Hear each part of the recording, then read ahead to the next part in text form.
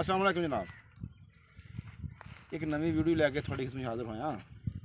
अज मैं थोड़ा दसना कि जो अल्लाह ने साढ़े ते इनाम किया ना आंडे की शक्ल आंडे की सारा जान आंडा इस्तेमाल करता, लेकिन बहुत घट लोग जानते हैं कि आंडे है की है। खाई जाने जर्दी भी खाई जाने, सफेदी भी खाई जाने, उबाल के खाई जाने, फ्राई कर लें।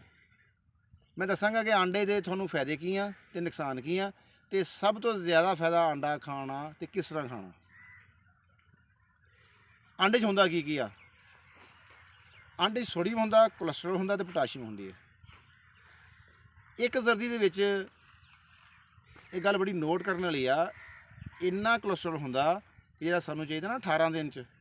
एक जर्दी खा के असीं इन्ना इस्तेमाल कर लैंदे जिन्ना असीं 18 दिन च कोलेस्ट्रोल चाहिदा होंदा एक जर्दी दे विच। ये देख लो ये कोलेस्ट्रोल नूं किन्ना हाई कर दिंदा।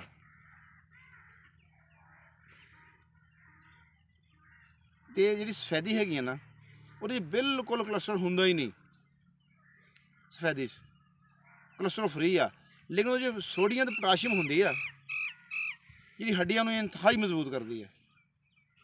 शूगर के मरीज़ जी हड्डियां भुरभुरियां हो जांदियां, दुखदियां, कमज़ोर हो जांदियां, जिसम ढलक जाता, चेहरा ढलक जाता, उन्होंने झुरियां पै जांदियां। वो 2 अंडे सफेदी डेली खाधी जाए वो इंतहाई मुफीद आ, लेकिन असीं उबाल के नहीं खानी। गल याद रखियो, इनू दुध च फेंटना, दुध गर्म कर लो गिलास एक, गर्म करी 2 सफेदियां पा के चंगी तरह फेंट दो। जो कोसा कोसा हो जाए, पंजाबी कहते हैं कोसा कोसा, नीम गर्म जिन्होंने कहते हैं, नीम गर्म इस्तेमाल कर लो। इंशाल्लाह जो दर्द होंदा ना, हड्डियां दुखदियां, चेहरा ढलक जाता, जिसम भी ढलक जाता, इनके इंशाल्लाह वो बिल्कुल नहीं होएगा, उन्हें बिल्कुल सही कर देगा, ताकत ही रहेगा बंदा। जी सफेदी है ना, ये हड्डियां मजबूत करती है, ब्लड प्रेशर लो करती है। ये विटामिन होंगे ना B2, वो दिल लिए इंतहाई सुपर आ, अल्लाह ने बनाए आ। कोई दवाई ऐसा काम नहीं करती जो अंडे की सफेदी एक दिल के मरीज़ लिए करती है। और ये B2 जो विटामिन है ना, ये इंतहाई सुपर चीज़ है। हुण अंडे को असीं इस्तेमाल किस तरह करना, जो बच्चे नशोनुमा कर रहे हैं उन्होंने अंडा उबाल के नहीं इस्तेमाल कराना। ये तुसीं तजर्बा कर लियो, ये साडे तजर्बे च आया। बहुत लोगों के तजर्बे के बाद गल तुहानूं दस्सण लगे हैं कि अंडे नूं गर्म दुध विच फेंट देना, जो कोसा हो जाए सौण लगे पिला दो एक अंडे नूं सिर्फ डेली।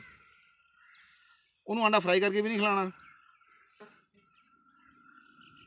नीम बॉयल भी नहीं खिलाना, उन्होंने दुध फेंट के अंडा पिलाना। इंशाल्लाह ये दूर असर नताज है, हड्डियां इंतहाई मजबूत कर दिंदा।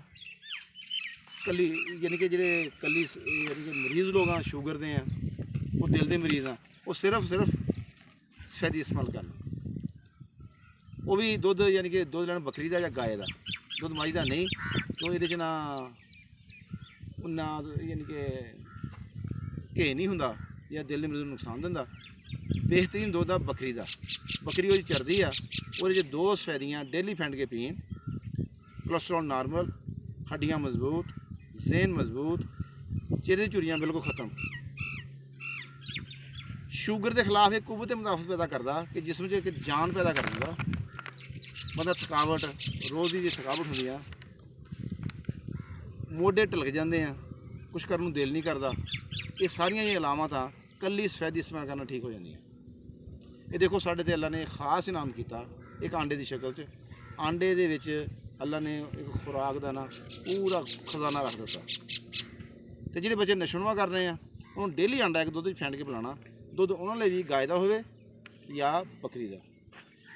बढ़ते हुए बच्चे की जो बच्चा नशोनुमा कर रहे हैं इंतहाई ज़हन तेज़ हो जाता वह। तुम अपने बच्चों को पढ़ाओ, इंशाल्लाह बच्चे ज़हीन फतीन हो जाएंगे। लेकिन अंडा फ्राई करके या वह आमलेट बना के नहीं बिल्कुल खिलाना।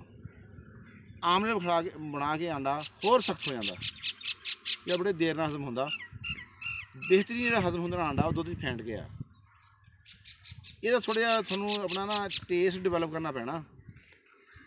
पहले बंदा नहीं पींदा, लेकिन फिर लग जाता तो पी लैंदा। इंशाल्लाह अगली वीडियो तक मैं तुहानूं इजाज़त चाहना। अगली वीडियो में तुहानूं फिर देंगे एक, ये तुसीं ना इंशाल्लाह अगर अमल भी करोगे उत्ते तो तुहानूं फ़ायदा भी होएगा। तो अगले अपने यार दोस्तों ने शेयर भी कर दो ताकि वो भी कोई फ़ायदा हासिल कर सकन। तो अगली वीडियो तक इजाज़त चाहना। अस्सलाम वालेकुम।